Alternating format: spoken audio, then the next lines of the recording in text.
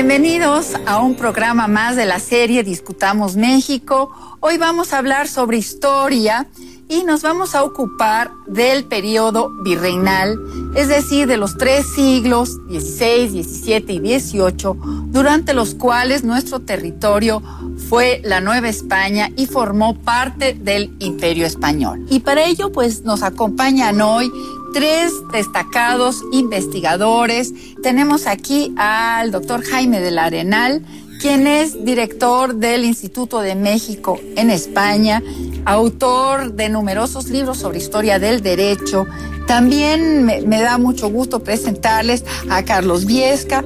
Él se ha dedicado a la historia de la medicina, una rama muy interesante de la historia. Y tenemos también al doctor Felipe Castro, quien es investigador y profesor de la UNAM. Bienvenidos, me da mucho gusto poder discutir estos temas hoy con ustedes. Y quisiera yo empezar a reflexionar sobre cuál fue en realidad la importancia de que Mesoamérica, después de la conquista, se convirtiera en el centro del reino de la Nueva España, uno de los reinos más importantes del Imperio Español. ¿Qué significó esto en el momento, pero también realmente para nuestro país, siendo heredero de este reino de la Nueva España? Pues mira, Gisela, yo quisiera comenzar precisamente subrayando lo que tú ya habías dicho, que la Nueva España es un inmenso territorio que se va conformando a lo largo de los 3 siglos, sobre la base precisamente de una estructura jurídico-política proveniente de España. La Nueva España es efectivamente un virreinato, pero en el fondo jurídicamente es un reino incorporado a la corona de Castilla. Como el rey de Castilla no puede estar en estos territorios, nombra a un visorrey, a un virrey, pero es un reino. Como el Perú fueron 2 reinos importantes en América en los siglos XVI y XVII, el del Perú y el de la Nueva España. En el siglo XVIII habrá ya 2 nuevos reinos mayores, que es el Río de la Plata y la Nueva Granada. El hecho de que México forme el virreinato de la Nueva España y su capital sea precisamente la Ciudad de México, habla mucho de la importancia que va a tener en el contexto de la política europea y también al interior del comercio y de las instituciones y de propio hacer política. Hablábamos también de la iglesia en otro programa. Es una sede arzobispal, es una sede de instituciones como la universidad, como la Inquisición, como el consulado. Todo esto nos brinda una imagen de un reino importante. No es una colonia, al menos desde el punto de vista jurídico-político, probablemente ya en el siglo XVIII tenga un carácter más colonial desde el punto de vista económico y comercial y de tratamiento. Sí. Pero en el siglo XVI y XVII, la gran presencia política de la Nueva España es ser un reino incorporado a la corona de Castilla. Pues sin duda hay mucha razón en insistir en este aspecto imperial de la Nueva España. No es cualquier virreinato, ciertamente es una de las posesiones preciadas de la corona española. Y también hay que considerar el carácter heterogéneo del Imperio Español.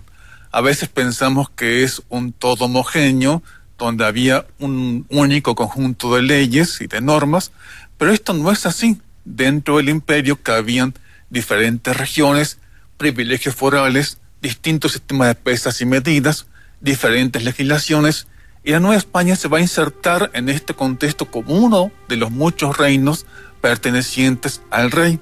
Se puede ver incluso como poco a poco estas instituciones españolas se van insertando, adaptando a una nueva realidad. Hay que pensar simplemente en los enormes espacios americanos que no son los españoles, la presencia de la población indígena, para la cual no había antecedentes, el hecho de que los conquistadores reclamaban méritos y se consideraban como la nobleza de la tierra, y podemos ver incluso como instituciones que habían pues no desaparecido, pero entrado en decadencia en España, como los ayuntamientos, aquí cobran un nuevo auge.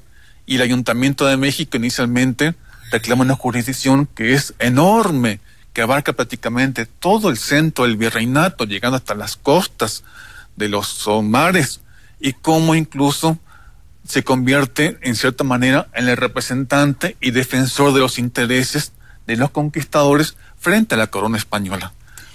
realmente no había una situación homogénea, que todos los conquistadores y la corona ya tuvieran una idea clara de cómo iba a funcionar administrativa, políticamente, la Nueva España. Yo creo que fue una situación inicial de gran tensión.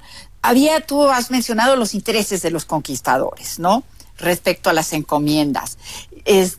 No sé, Carlos. Hay acomodos múltiples. Yo pienso que realmente no sabían qué iba a pasar.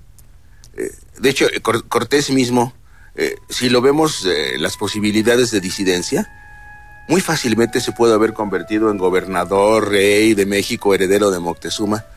Y ahora, en el caso de él, no le pasó por la mente.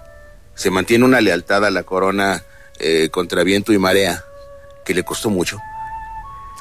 Pero ¿qué tal su hijo? Bueno, ese sí se dio cuenta del asunto. Ese sí se dio cuenta del asunto. Y tenemos el otro juego, cómo configurar, como decía Felipe, una nueva nobleza novohispana.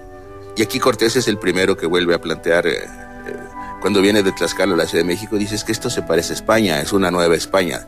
Él deja acuñado el término y el concepto finalmente.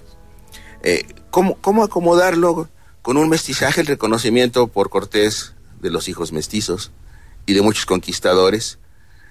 Va marcando cuál va a ser esa nueva nobleza. Por otro lado, la conservación de los cacicazgos y la división en la República de Indios y la República de Españoles, dando también una realidad política muy particular, que también lleva a una realidad, llamémosla natural, biológica, muy particular, a partir de que se habla, el clima es diferente, aunque sea la Nueva España es nueva, las gentes son diferentes, los temperamentos son diferentes.